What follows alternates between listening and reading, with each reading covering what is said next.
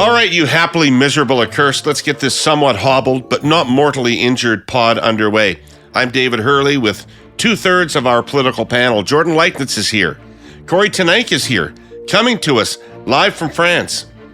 But we are Scotless today. Sans Reid, the king of all political media, is vacationing in the UK with his family.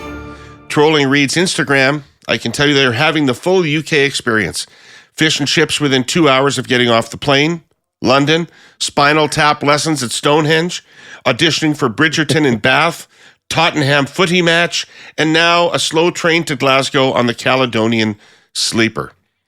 Now, Kory, why the fuck do you think that Reid is too shiftless to come on this pod while he's traveling, where you make time no matter where you are? Well, it's because I love you guys, and my Monday would not be complete if it didn't include a chat with my friends on the curse of politics. So I am our European correspondent. Our other European correspondent is touristing, but yeah. Anyway, my lunch is only a bit tempered with the envy for Kory's background, so all of our audio only listeners should definitely hit up the YouTube to see this. Oh my God, where are you, brother? I'm at Chateau EZE. I don't know. My French is lacking, as you guys know, but it's like halfway between Nice and Monaco. So it's terrible down there, right? Yeah, it sucks. I would say it's a mystery to me why anyone would ever come here as a tourist. It's just beautiful scenery and great food. So perfect. All right, here's what we're covering this week, guys: the politics of immigration and shifting attitudes toward new Canadians. Rail strike politics. How does it affect each party? How is each party handling it? Our cursed clipping comes to us from the Canadian press. The air is heavy for the government's 3-day cabinet retreat in Halifax this week. Can the Liberals muster up some kind of reset? What will it look like? Mia Rabson sets the tone, and we will carry it from there. And then it'll be Mr. Pinsent bringing the show to a close with our Hey Yous. All right, you guys, let's prove that we don't need any stinking Reid as part of this show. Jordan, do you have impressions? Impressions of Reid. I don't know. Everything's awful. I don't even know why we have this pod. That's not half bad. Yeah. We miss you, Scott. All right. So listen, according to the pollsters at Leger, the percentage of Canadians who believe there are too many newcomers coming to Canada has gone from 20% to 50% in just a couple of years. It's a pretty astonishing movement in opinion. And the number of people who think there's too few, which used to outnumber the people that think there was too many, now is a negligible amount.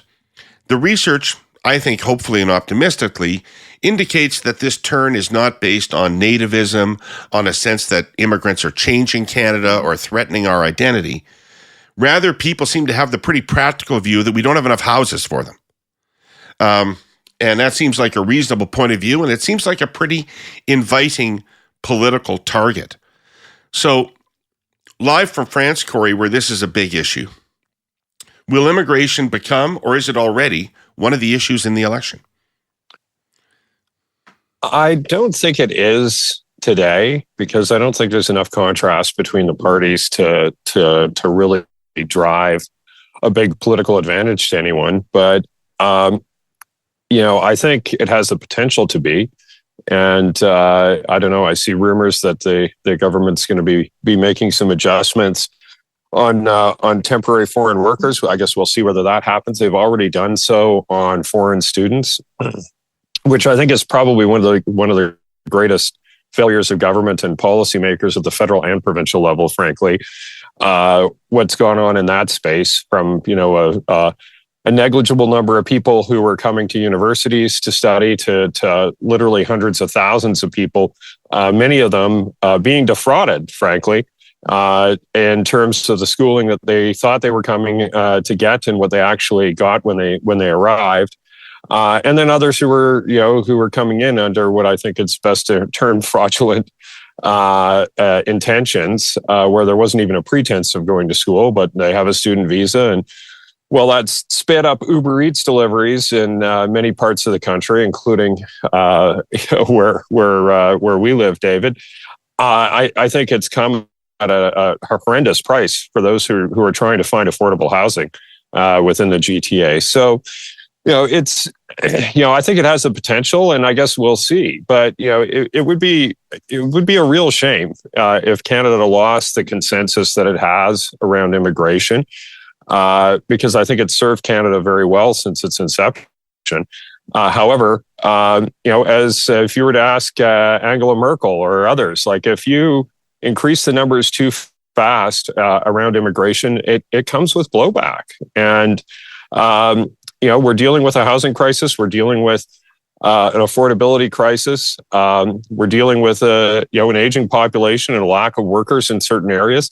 Some of these things require more immigrants to deal with. Like I think, some of the folks in the skilled trades, there's some industries that rely upon, those kinds of workers, and we're just not producing enough of them domestically. So it's a complicated issue. Going to zero is not really the answer, but at a very minimum, we need to bring those numbers down in areas where it's not going to harm the Canadian economy, and there's certainly a ton of room to do so. So I guess we'll see. But the public, politicians will follow the public, and if those numbers stay, you're going to see it become an issue. Yeah, what's your take on that, Jordan?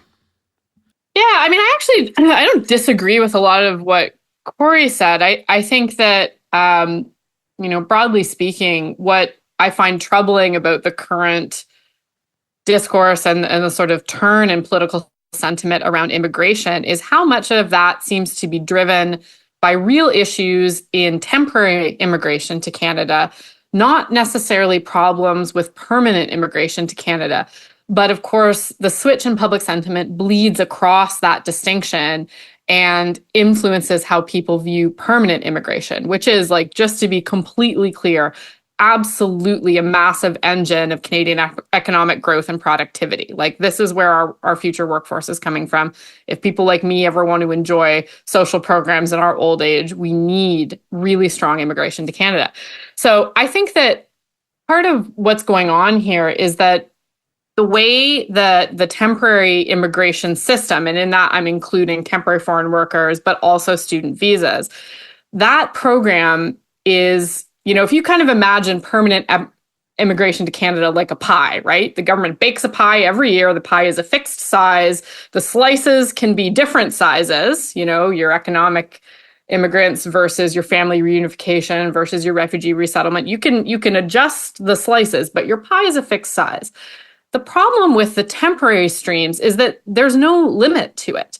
It can grow exponentially and has grown exponentially. And just, and I know we eschew facts as much as possible on the podcast, but I do think there is one really interesting fact, is that if you compare pre-pandemic, the number of work permits that were issued by the federal government for temporary foreign workers in Canada, so you were kicking, around like 110,000, sort of, it bumped along in that zone for quite a while. Post-pandemic, you're up to almost 250,000. So that is half the annual number of permanent immigrants to Canada coming in what is like effectively a shadow form of immigration to Canada. And the growth has been huge. And to be really clear, I think we often, when we talk about this, there's this idea that temporary foreign workers are only agricultural workers, or, they're coming on doing farm work, for example. That is a big part of the program. But increasingly, what's driving that growth is the service industry. It's entry-level office jobs. It's Tim Hortons. It's the people at convenience stores. And so a lot of the loosening of the rules that has led to this political problem, which was done under the Liberal government, was done in the wake of the pandemic when there was a labor shortage, was at the behest of really big profit. Like, we're not talking mom and pop farms here. These were big profitable companies that wanted to be able to bring in more temporary foreign workers. And the reality is that does put downward pressure on wages in Canada. And we've actually seen, and I think this is almost now as big a factor as the housing crunch, is an employment crunch for young people in Canada. Summer jobs were very difficult to come by this summer, almost historically so. And new permanent immigrants to Canada are also struggling to find the entry-level employment that they might have easily had. And so when you have a government that decoupled, for example, local unemployment rates from your ability to hire temporary foreign workers, you are inviting this sort of problem. And I'm really struck by the fact that we have been having some discussions about the nature of the political turn and the public opinion turn in immigration since like spring, right? At least, I'm thinking February, March is when we sort of started to see some moves on student visas, but they've been very slow to react to this. And I think it's actually going to risk tarnishing the entire program in a way that's really troubling. Okay, let me stick with this because, yes, the number of foreign students exploded because all these private colleges emerged, plus the existing university college system needed the money that foreign students brought to the piece. So between those two things, foreign students exploded. Post-COVID, temporary foreign workers exploded. So the government has taken, or at least announced their intention to take action on both of those fronts. Taken action on students, announced their intention to take action on temporary foreign workers. But they're sticking with the 500,000 immigrant target annually.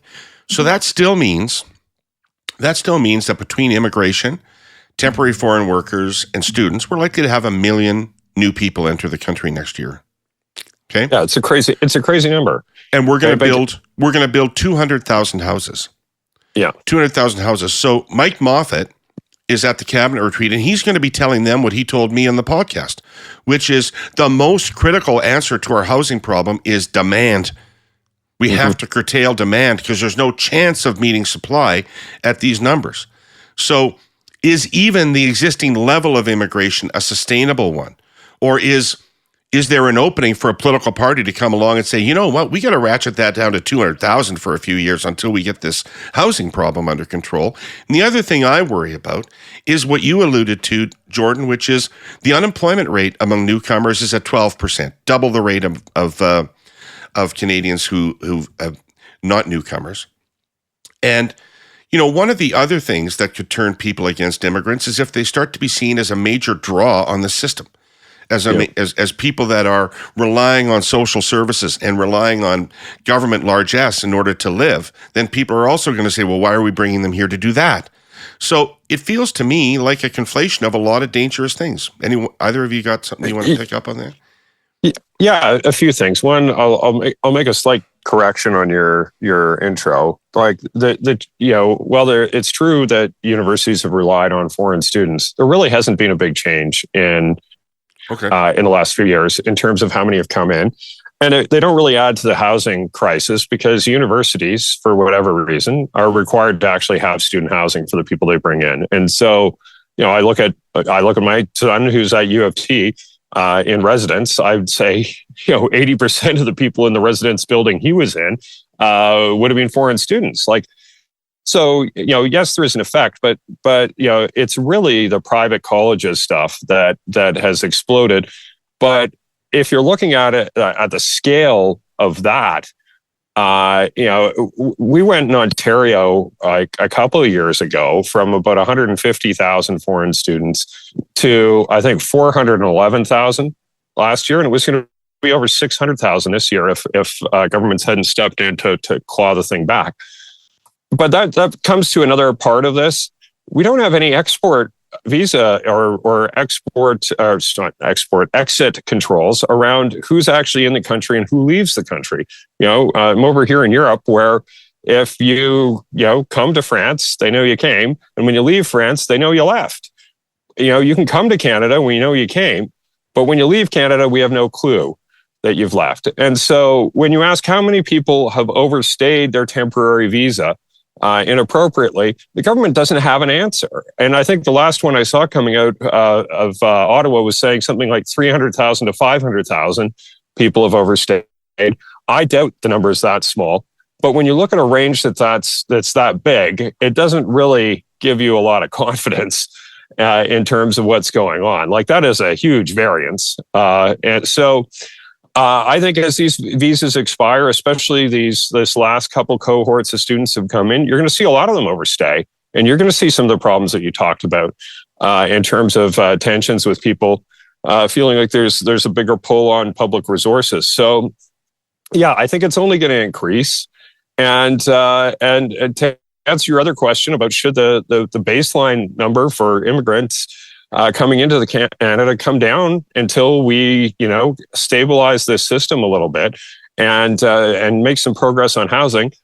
I think that the obvious answer is yes, like from a policy perspective. But I also, I know we're not here to talk policy, but from a politics standpoint, that is where the puck is going for sure. And, I think whoever calls for that first and loudest will probably be the largest benefactor. I do think, though, if you get into sort of nativism and all of that, that there is, I don't think there's support for that in Canada. And, I hope there doesn't ever become support for that. But I don't think it exists today. But, there is peril if we don't deal with this, that's where it's going to go. As we near the end of our summer of fascinating and very useful tech series brought to you by our presenting sponsor, TELUS, I have an existential question for you, hurly-burlyites. Is a podcast still a podcast if nobody's listening? I ask it semi-seriously, recognizing that in the early days of this show in 2017, nobody was listening.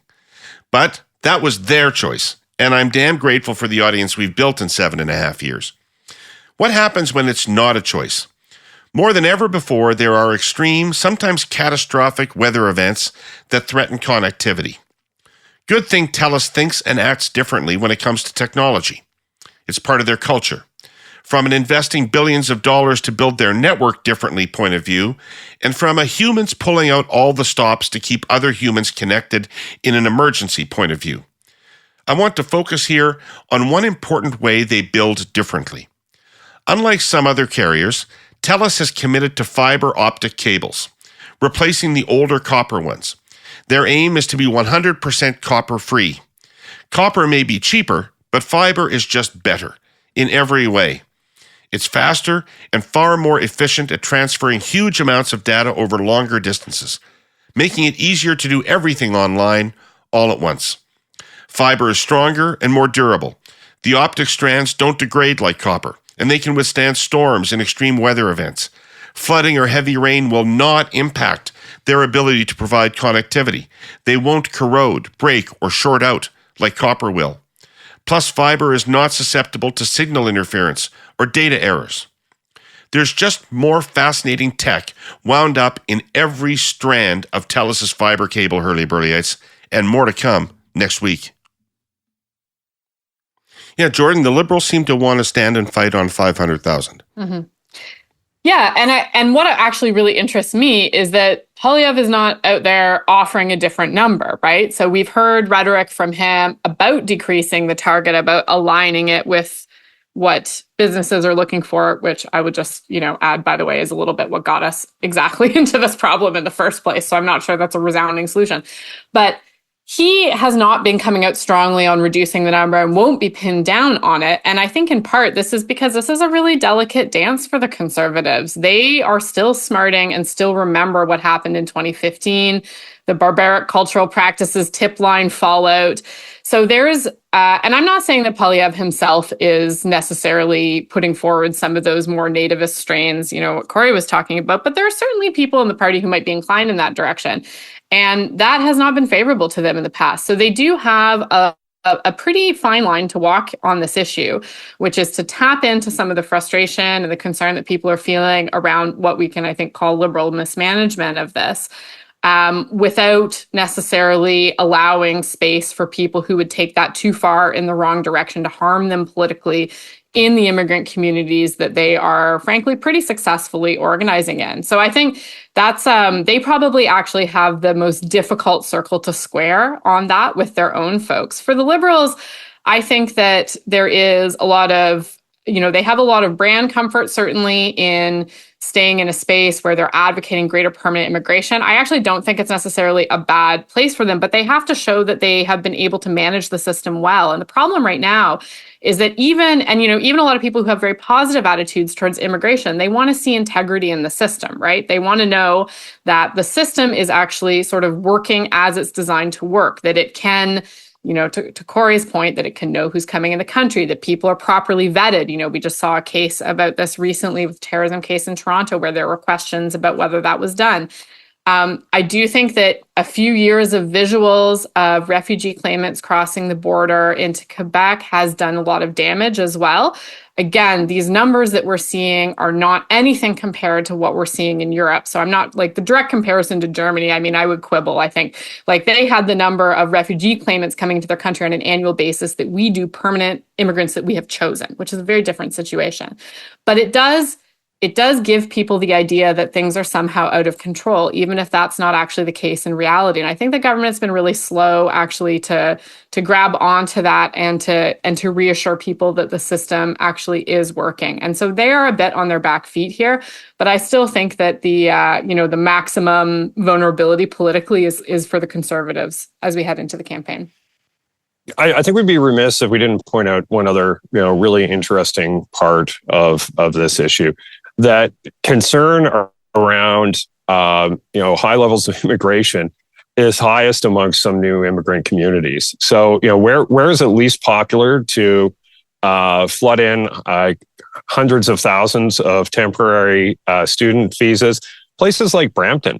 There is very much a sentiment, I think, within many communities of new Canadians that we follow the rules. We worked really hard to get here, and they don't want to see the doors swung wide open in an uncontrolled manner, especially if those people are disproportionately coming into their community. And I think we've used this line before on this podcast, and I think it was picked up on your one with Moffat. If you're stacking people up like cordwood in garages in Brampton, like that's not going to be popular for with anyone who's living in Brampton. And so it's not as one-to-one that if you're taking on the immigration issue that somehow there is a price to be paid with new Canadians who are already here. I think it's actually the opposite. I think the intensity around this is often felt first in those communities, new Canadians, and desire to see change around this starts there and radiates out. But even if you deal with the demand problem in the short term to try to get this housing crisis under control, any government is still going to face the demographic problems that prompted the Liberals to go this direction in the first place, which is we need immigration to supplement our falling birth rate in this country so that, as Jordan said, somebody pays the CPP for us. 100%. And so we're ultimately reducing immigration is not the answer. We have to find a way to build the supply to accommodate these people. Well, build the supply, but also, there's a big difference between fraudulent student visas and people who are working in jobs that Canadians would not otherwise take, or where we lack the bodies to do so. Like there's a lot of room to work with there. I like Jordan's saying of it's a very big pie. And we could see some smaller slices in some of these areas and not affect that side of it at all, in my view. Yeah, Right. I mean, my prescription would be a little different. I think they're right to go after the temporary foreign worker program, in particular, the ways it's been loosened and untied from local unemployment rates in pretty dramatic ways since the pandemic. That's the obvious low-hanging fruit. We shouldn't be bringing people in here to work in a fast food restaurant, should we? That's Jordan? right. 100%. That's right. Because we should, if you can't find Canadians to work in those jobs, you need to raise your wages. That is a for all God, if there are any free market conservatives left. Like that is the whole premise here, right? That's how this is supposed to work. So really allowing, and particularly, again, like not talking about mom and pop shops, but large profitable companies like Tim Hortons to use this as a way to sidestep improving working conditions and wages in their businesses, that it's a bad practice across the board. And that, I think, ending that practice, I think, well, you may hear crying from the lobby industry. You will certainly have a lot more happiness in local communities. The other thing about this is that a lot of the places where temporary foreign workers are being brought into these types of service jobs where you could have local hires, this is often going to be outside of major centers as well. This is going to be a major employer in a given community. And I think that you could really see some positive knock-on political benefits in terms of taking that on. But you'd have to want to take on the lobby there. Right. Kory, are you baking in the sun? I'm baking in the sun. I just about sent my camera flying over the rail here. It's an exciting podcast. Yeah, look, the student one is still the biggest one. Like it's still the biggest one numerically and the biggest problem. But I don't disagree with anything Jordan said around temporary foreign workers. It has been abused, and it's in areas where it doesn't make a lot of sense from just a macroeconomic point of view. All right, let's go to our clipping today. So this is the more mundane, banal side of politics, cabinet retreat discussion.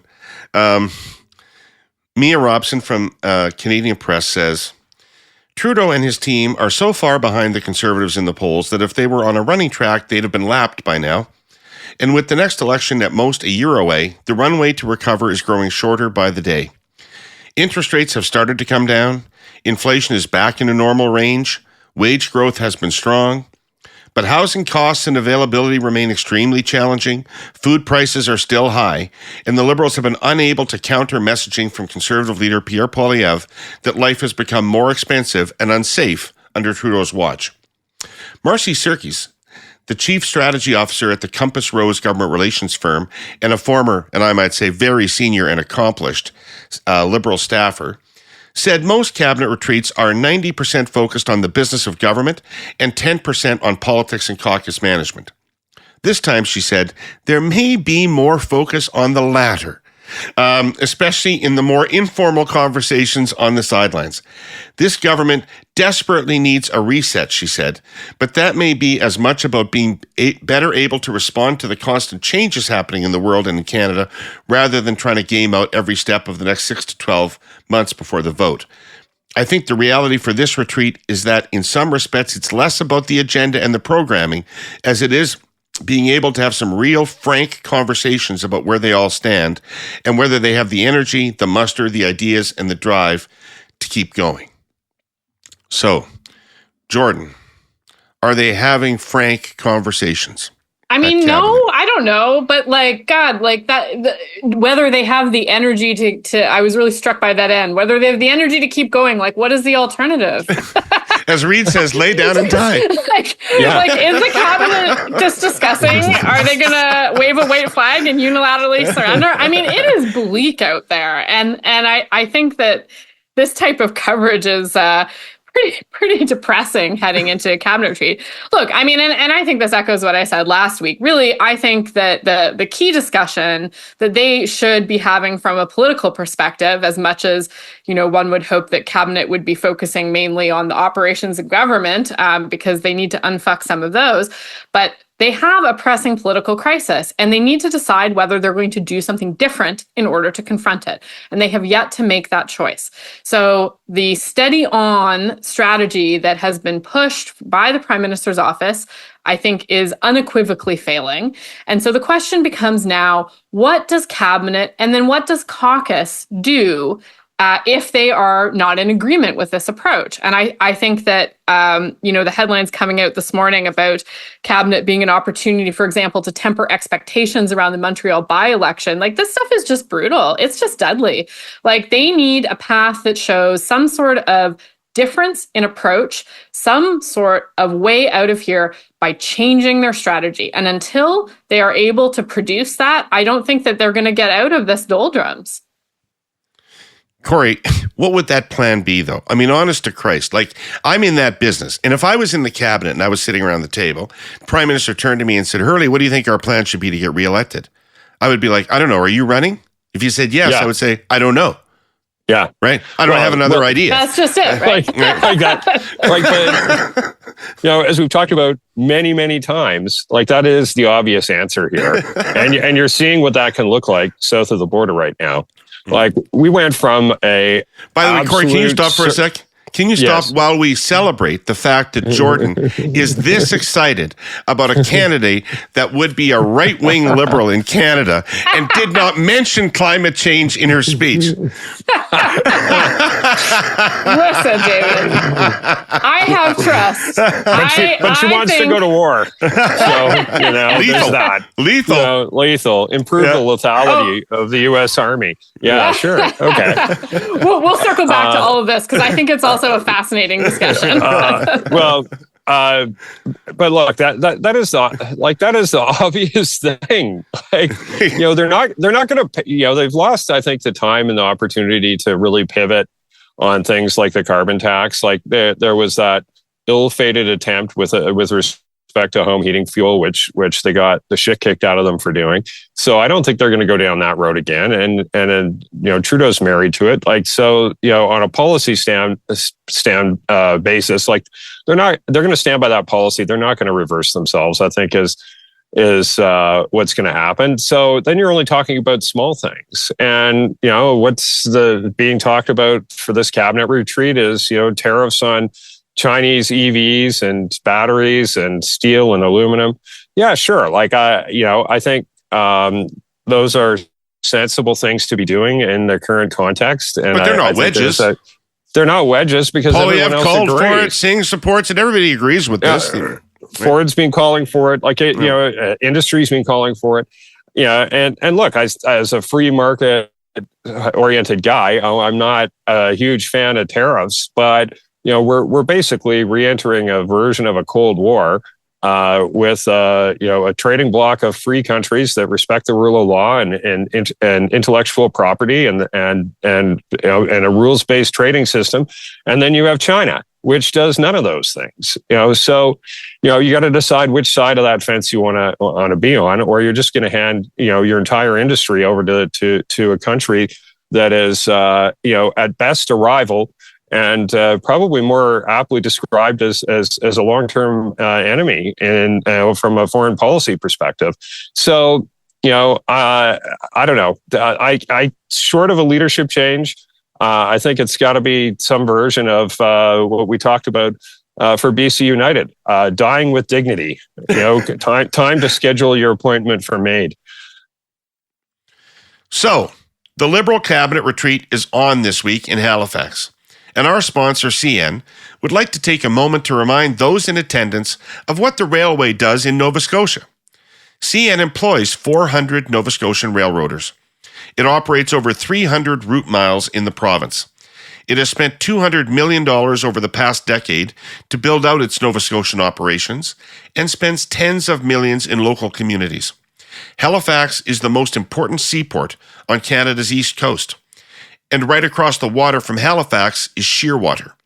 Shearwater was established during the First World War as a base for seaplanes patrolling for German U-boats.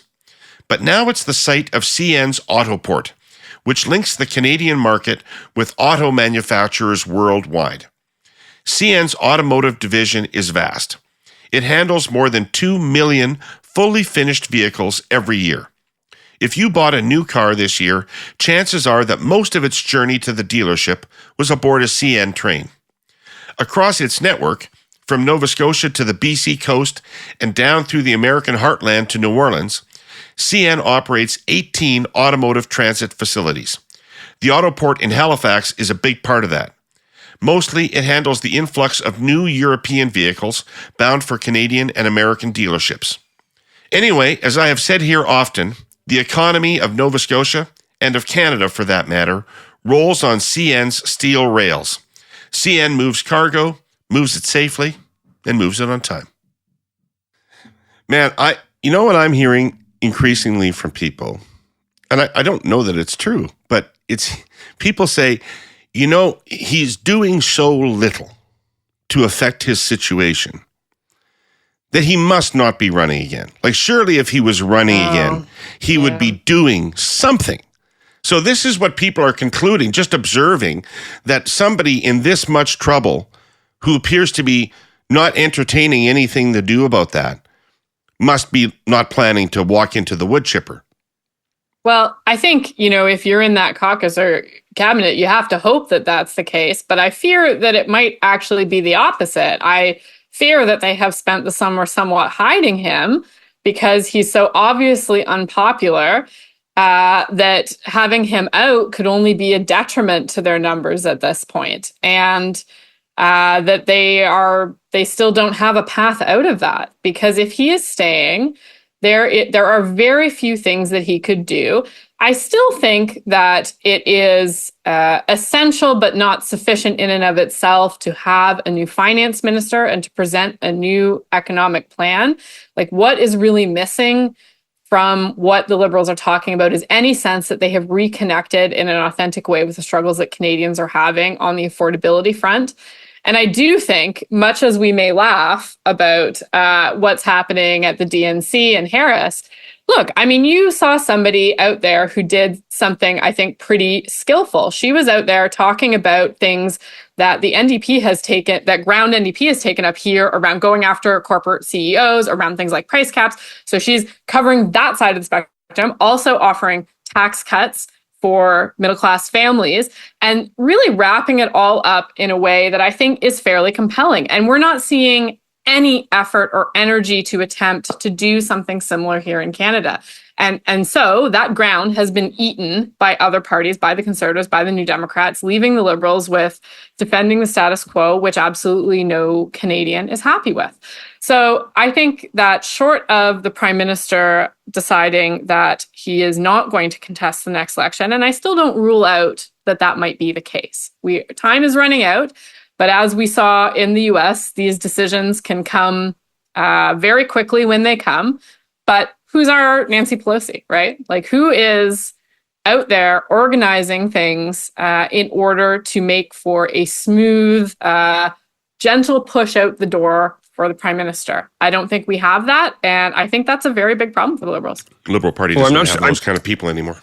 I'm not sure it was that gentle in the case of Pelosi, but I doubt President Biden would feel it was gentle. Yeah, no, I don't think he would think it's gentle at all. But look, I think he's got another year to decide. I don't think time is running out. Like I won't name the other podcast, but I remember a year ago people pontificating on a different podcast about how time was so limited and it must be done by this date. Otherwise, there's no possible way, blah, blah, blah, blah.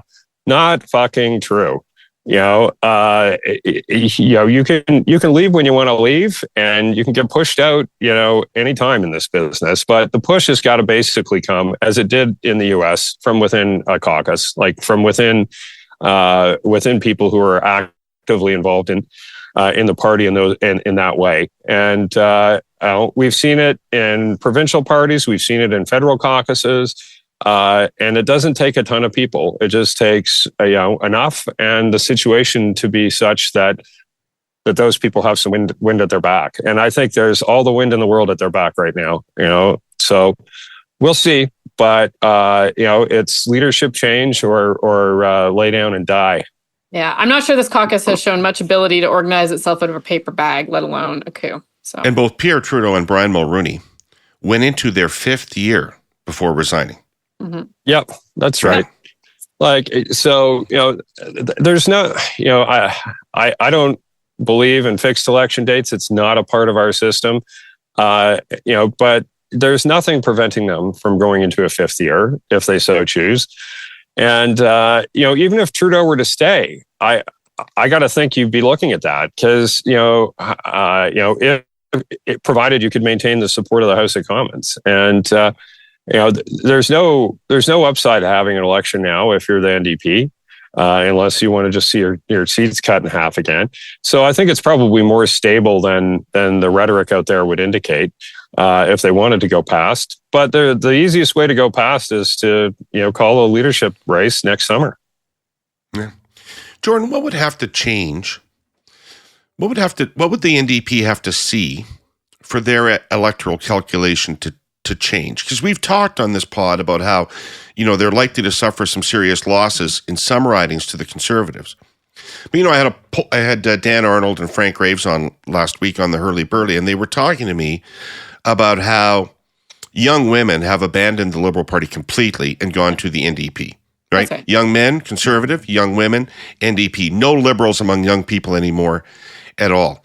In English Canada, the NDP are either tied with or ahead of the Liberals in English Canada. So what would the NDP, on my thesis, that a bad day for the Liberal Party is a good day for the NDP, what would the NDP have to see for them to say, okay, it's time to take our chances on the hustings. Yeah. Well, I mean, I think we have to bear in mind they're fighting a two-front war, right? So the bad day for the Liberal Party is necessary, but they also have to have some path in those orange-blue seats, right? So they need to see some sort of opening that is resulting in movement, I think, in those races, which is probably the trickier feat, because as you say, you know, we are seeing young women coming back in some cases to the NDP. We are seeing also there is potential, right? Like their vote universe, so the number of people who would consider voting larger NDP than the Liberals is larger than the Liberals now, and that remains high. We still have, you know, for a long time, Singh was the only federal leader who wasn't underwater in approval rating. So the fundamentals, I think, for them in terms of that universe are not terrible, but what they need movement, right? Things have actually been very, very stagnant for them, because as they are getting Liberal supporters, they are losing in some places some of their conservative switch voters. So they need to have something. So their net's the same, but the composition is very different. That's right. The composition is shifting. So I think that what you're gonna see, and actually we've already seen it a little bit over the last few months, is the NDP kind of sharpening their attacks on the Conservatives, trying out what messaging might move people back into their column in some of those orange-blue seats. And I mean, it's not a state secret. This is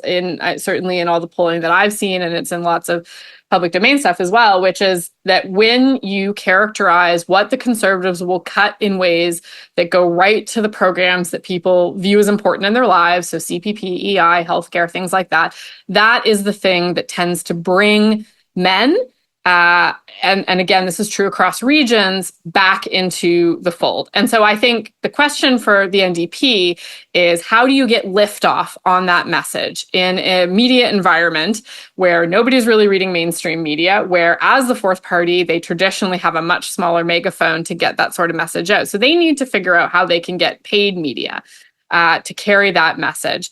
And I think we may also see the importance of third-party campaigns as well in the lead-up, who are looking at also trying to depress those conservative numbers. And there could be some knock-on benefits there for the NDP too.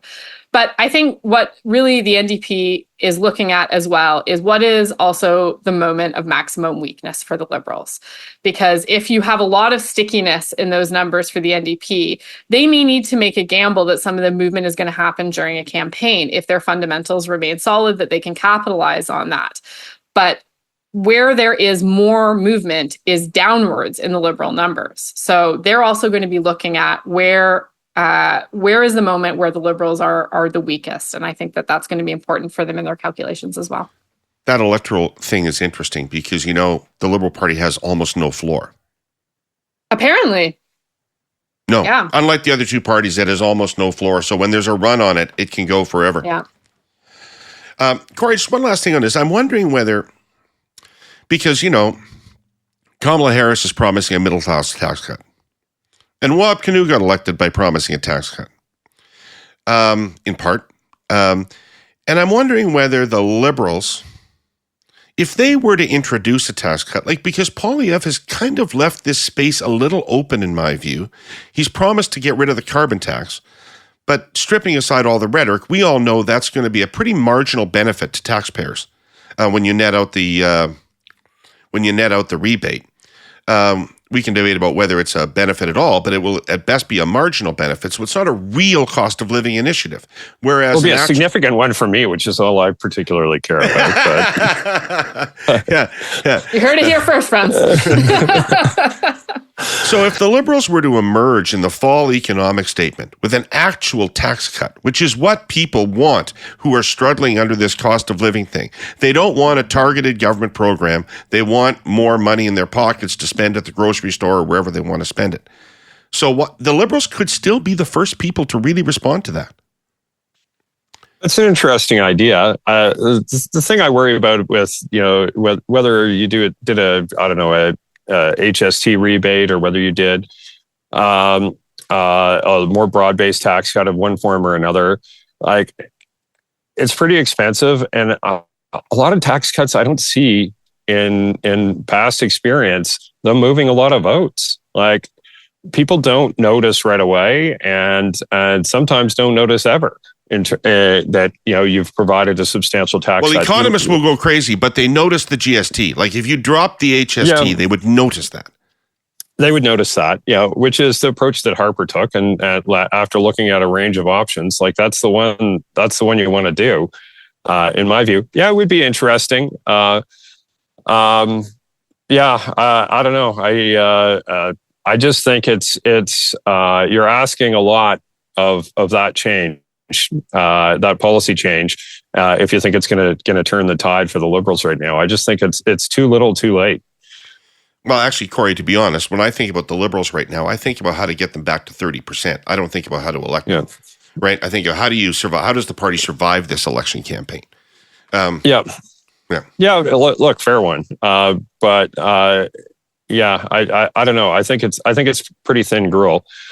There's also a risk that some of these things can be inflationary, and if you end up doing too much of something like that, and you see interest rates staying high longer, I don't know whether that nets out as better for you.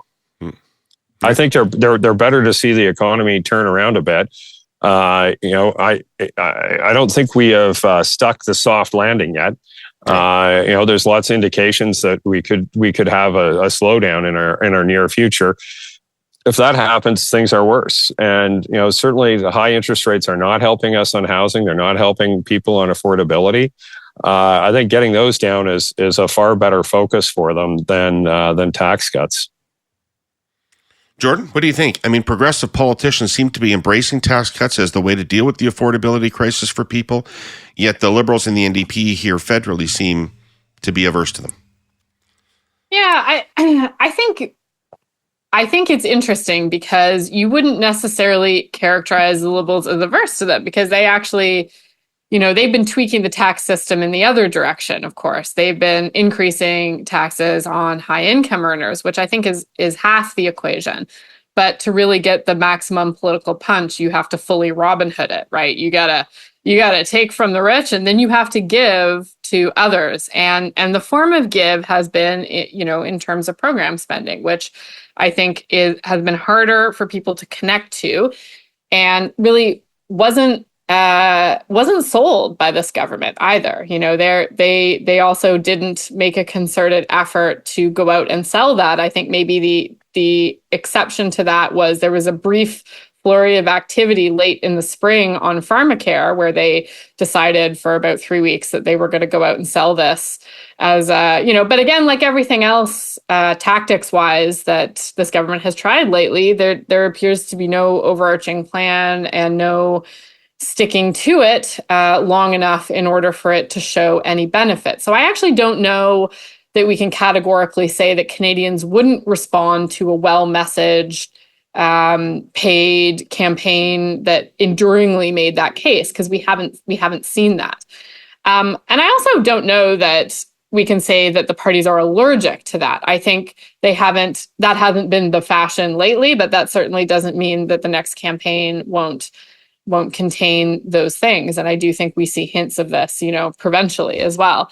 Sure, but take the Liberals as an example, Jordan. Yeah. If they're last to that party, how credible are they going to be on it? Well, right? Right. I mean, this is the problem, because the first hurdle you have to clear, I think, in terms of your economic credibility with Canadians right now is a sense of do you understand what people are going through?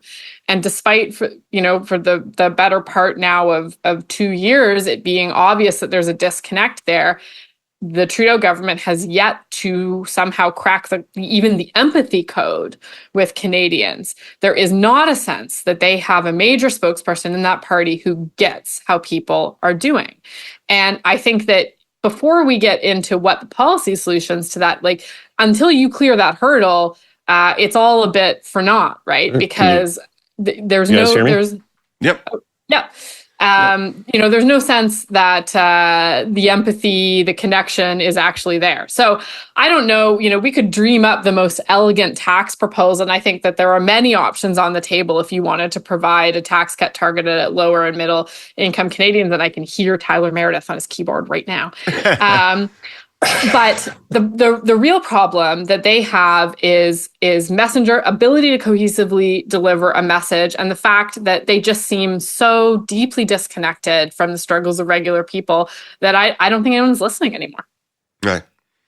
All right. Let's move on to what was the big public policy issue of the week last week, which is the work stoppage on both railways in Canada. As one might hear in ads on this show, everything in Canada moves by rail. And much of what we trade with the U.S. moves by rail. So the Americans were very interested in what was happening up here as well. After waiting to the last moment, Federal Labor Minister Steve McKinnon asked the Industrial Relations Board to impose binding arbitration, which sends the workers back to their jobs. Singh decried that move. Poilievre didn't say a word. How did this event affect the three-party fight for organized labor votes, Jordan? So I think not what I think the real losers here are definitely the Liberals. They have made attempts recently, obviously, to garner favor with organized labor in Canada. So the passage of anti-scab legislation, 10 days paid sick leave in federally regulated workplaces. These are all things that were designed to do a couple things, to reach out to unionized workers, but also labor peace, right? Like that was really what they were supposed to deliver. And so I think that, the companies here, they set the government up for a very hard squeeze. Although some of it also, not to go into details, but also some of it is also a little bit about what the government decided to do and not do in terms of safety regulations over the years. Like, this was a brewing fight that was on the horizon. And when push came to shove, when the workers were locked out, when it was at a crisis point, the companies were able to really successfully push the government into binding arbitration relatively fast, although I'm sure not, of course, not as fast as the companies would argue that they wanted it. And this is something that is a big loss. It's a big blow to the credibility of the government with organized labor. What the statement that Singh put out, I do think is quite strong compared to other things that we've seen from him. And I actually think this could spell the beginning of the end, the beginning of an unwinding here from the confidence and supply agreement, because even though it's not 100% spelled out in the agreement, part of what this partnership was about was, for example, not having back to work legislation.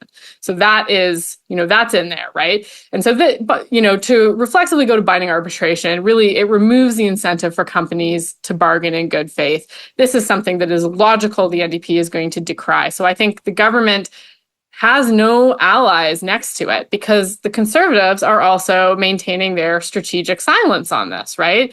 Poilievre has just vanished in a puff of smoke on this issue. What does he think? What does he think about this disruption? What does he think? We don't know. And I think that's interesting. This is a tactic that we've seen from them before. We saw a similar disappearing act when PSAC was on strike. And I think, though, what is interesting this time is that you're seeing from the labor movement in Canada, so the Canadian Labour Congress President B. Bruce was out saying this, is that silence is not enough. Like, we want to know what you really think about this. And so I don't know that the Conservatives are necessarily going to protect themselves by being silent on the topic. I think that there's now increasing pressure for Poilievre to actually show his hand on some of these issues. We did see the NDP come out with an attack, for example, that Poilievre has never been on a picket line. Why? Well, maybe he wouldn't be welcome there, So silence may not be enough for the Conservatives anymore in order to present an appearance of being labor friendly. I think it's really interesting that these moments of pressure that we're now seeing an attempt to wedge them off of pro-union messaging. Whether that works or not, I don't know. We'll have to see if it sticks. But certainly this was a bit of a pivotal moment where we had seen such unanimity around things like the anti-scab legislation, and now we're seeing such divide. And those are moments where you're going to, I think, see more pressure on the Conservatives to show their hand.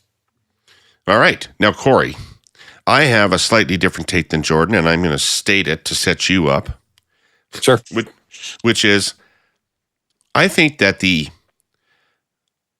I understood this in the 2018 election, and many New Democrats are still angry with me for playing this card in that election. But I think the NDP's inability to ever agree to end a strike through government intervention that is clearly having a damaging effect on society is one of the most critical reasons why people don't trust them with the economy and don't want them to be in charge. Because when something like this comes along, my view of the politics of this would be if there had been a rail strike, that most union members in Canada would have wanted that rail strike brought to a conclusion for their 100%. Own reasons, because of the potential for food inflation, because of all of the ramifications of it. And so Jordan is, I'm sure, right that this has really solidified the NDP's relationship with the organized part of organized labor. But I'm not sure that it is an advantage for them in the fight for votes. Yeah, I completely agree with that take. Yeah, there are a lot of different workers that you can talk to out there. And if there was a rail strike that dragged on for even a few days, it starts having pretty apocalyptic effect on workers across the spectrum of the Canadian economy. And a lot of those people are union members too. It's essentially it's almost an essential service, if not is it an essential service. And so I think there's, degrees of how you go about this. I think legislating people back is sort of the most draconian approach, but going into binding arbitration, that's not something that's foreign to people that are in that sort of essential work space. And the outcomes that it generally provides union members who go through arbitration is better than what you get at the negotiating table. It tends to lead more towards workers, not away from them. So I don't think anyone's going to be, upset in the general workforce that a strike was averted here. I don't know. We've talked about this stuff many times, in terms of, what's going on with organized labor vis-a-vis the Conservatives versus NDP versus the Liberals. Public sector unions have a very different view. So some of the labor congresses and others that are heavily influenced by them will come out and say things that you're not going to hear from the carpenters, the IBEW, or all kinds of other unions that exist there that are more in tune with what's going on in the private economy. So I don't know. I don't think it's some big wedge. I think Poilievre's probably smart to have stayed out of it. And I think we'll get to this in my Hey You. I think the federal Liberals played this hand as well as you can with the cards they were dealt. All right, Jordan, you've been sitting there with those cold, dead eyes you get when you want to fucking come across the table at me. So here you go. No, it's eyes of envy at Kory's backdrop. No, look, I think, listen, I want to be really careful here. We can't mischaracterize, but nobody in the NDP, Singh is not out there cheering labor discord. He was not out there in any way in favor of any sort of work stoppage. And to be very clear, the workers were locked out, right? So what I think is the important wedge here is the notion that if you have a government who is going to step in very quickly when a dispute reaches this kind of an impasse and order it to binding arbitration, what is the incentive for companies to actually negotiate in good faith? And so it is not just about what's happening in this industry, but it's what's happening more broadly around negotiations. There are other important negotiations coming up around airlines, postal workers, things like that. And those unions are now going to have questions about why would their employer negotiate in good faith with them if they can just rely on this government to send it all to binding arbitration. And look, we're not going to prejudge the outcome of what that binding arbitration is going to be, but you have to acknowledge that the basic logic of labor relations should always be that these things be settled at the negotiating table. That is how the system works best. I do think that, and for sure, whenever Kory gets into his sort of like nothing to see here, minimizing voice, friends, there's something to see here. You know what I want to see? You know what I want to see? I want to see a postal strike, because I want to see how many months it can go on before any Canadian notices. Maybe we could just try to encourage that one to happen and just go away and never come back. I think that's a net winner for the Canadian government, in my view. Yeah. People really loved it when the federal Conservatives took away door-to-door mail delivery. No one's mad about that. Look, I think that this is actually a really important and interesting divide. And so you have the notion of who is rhetorically talking about labor and workers' rights, and then who is there when the chips are down, advocating for the structures and the things that are actually going to deliver those gains for workers. And I think that that's actually a useful divide. And frankly, I don't buy the idea that most people think that the NDP is so rabidly pro-union that they're not going to deliver a functioning economy. Otherwise, we wouldn't have governments provincially that regularly deal with this stuff quite capably. Well, those parties have demonstrated that they will take that action. In those provinces, those parties have demonstrated that. And in Ontario, for instance, the provincial party hasn't been able to demonstrate that they will do. Well, I guess you go back to 1995, there's a lot of things there. But people's memory of it is of labor discord and of the NDP not doing enough about labor discord. Well, I'm certainly not going to hop on here and defend Bob Ray. But I do think that what we're seeing here is a divide between the rhetoric and the reality on who's the side of workers. And I think it's something to watch. I think that this is a really interesting moment of divide after we saw some other smaller gives that might have suggested unity, but that may not actually be there. Right. Well, all right. I normally only get hatergrams from our NDP listeners, but the last 2 weeks I've gotten a lot of positive feedback on two things. One, listen to the provincial NDP parties, because they're actually being successful, and the federal NDP are doing terribly, by almost every measurable metric. And the second is, get off the identity politics and get on to things that touch people's in a more meaningful way in terms of their lives and the economy. Well, Singh took your advice here, Kory. Well, it doesn't get much more material than this. I don't know. I don't think that is. I don't think that's really listening to either. If you're, in terms of my view and what I understand David's to be. I think that you got to look at workers more broadly than just the rail workers, and I don't think binding arbitration is some affront to bargaining when you're dealing with essentially an essential workforce. But they need a wedge with Poilievre on workers, so they're going to grab at things like this. Anything they can get. Sure, they need something they can say to people. This guy's not going to be in your corner when you need him, right? And the evidence is here. So we'll see. We'll see what happens. He's going to have many other opportunities over the next few months to show where he stands. Yeah.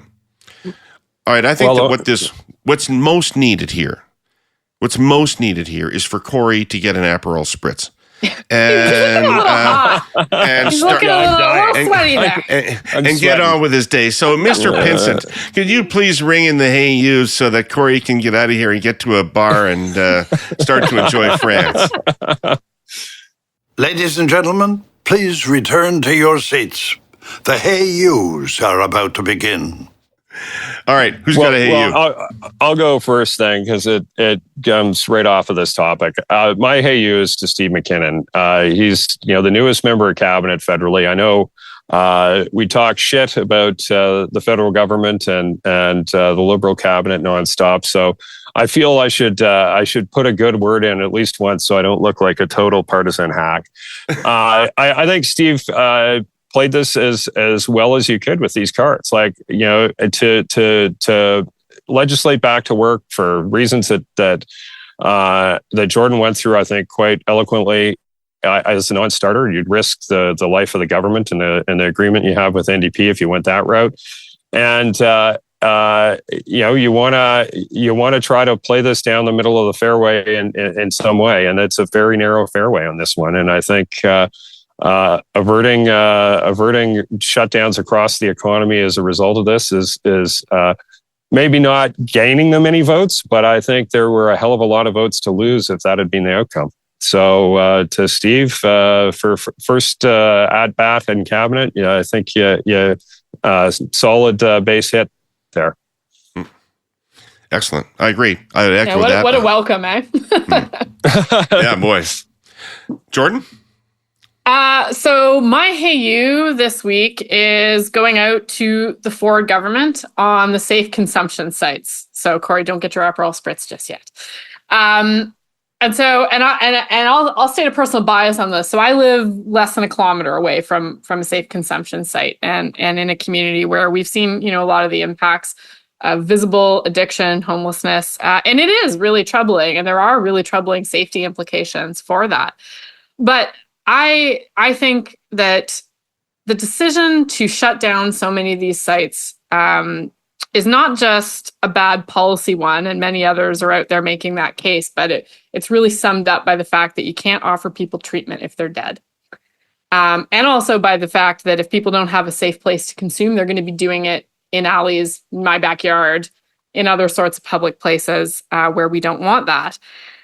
But I think that there's a couple weaknesses with this that don't meet the normal test of clever Ford policy that I think we've come to expect.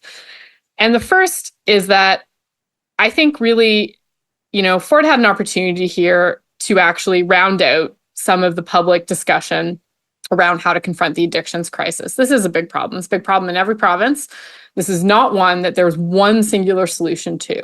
You got to have treatment, but you also need people to be alive for the treatment. And he had an opportunity, I think, to make the discourse a bit better, to do something innovative that would save lives. And instead, I think this punches down. And I think that that's a political vulnerability for him. And the second thing is the arbitrariness around it. Of this decision. It really reminded me, and I'm reaching way back into the files here, but when the federal government tried to shut down Insight and the Supreme Court came back in 2011 and said, look, you can't do this arbitrarily. These programs do save lives and they allow other types of treatment to happen. And so I think this is also a decision that's really vulnerable in the courts. I think we're likely going to see it taken to court. And I think that that's also then going to invite Ford to maybe use the notwithstanding clause on it. And I think this is just this type of overreach that has been a weakness in his political strategy on some of these types of topics before. I think we may see that. Now, Kory, I'm sure, has focus groups the ever-loving bejesus out of this and is going to have a group of suburban moms laugh me out of the room. But I think that there was an opportunity here to do better. I think the treatment money is so important and very positive, but it didn't have to be done at the cost of some of these other programs. And so that's my hey you this week. Just a quick intervention on this one. I note that it's not very different than what David Eby, a successful NDP provincial politician, is talking for.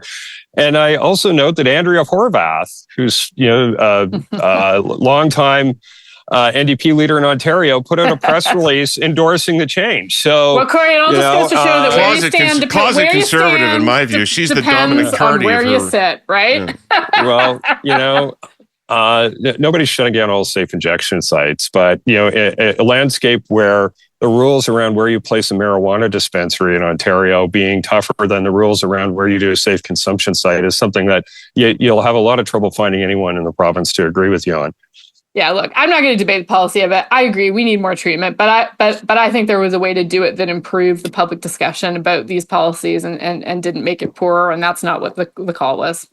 Well, I don't think you're going to see someone with the last name Ford, particularly that premier, demonizing people struggling with addiction issues. He's lived that experience in his family life and in a way that few people have who are in elected office at that level. So I don't think you're going to find a lack of compassion there when it comes to this topic. All right, my hey you is much less controversial. My hey you goes out to the Saskatchewan New Democrats. Tim Walz won a Republican district in rural Minnesota. Study the shit out of that. Why did that work? How did that work? How do you get candidates like that who pass the Hogue test, who are really part of the community so much that their values are unquestionably linked with the values of the community? mean, the polling in Saskatchewan is clear. The NDP are going to do very well in the cities. But even if they won every seat in the cities, they can't win the election. They need to win some rural ridings. And they're not going to win every seat in the cities, by the way. They're certainly not going to win every seat in Saskatoon. So they need to win some rural ridings. And you've got to crack that nut. And somewhere in Tim Walz, there is some insight into how to do that. So take an example from there. All right, that's our show for this week. I want to thank you two for being here with me. Fuck Reid, lazy bastard. And I want to thank our presenting sponsor, TELUS, and our sponsor, CN Rail. And I want to thank all of the accursed for bearing with us for another show this week. Come back. We'll be back again next week, of all things. See you then. Take care.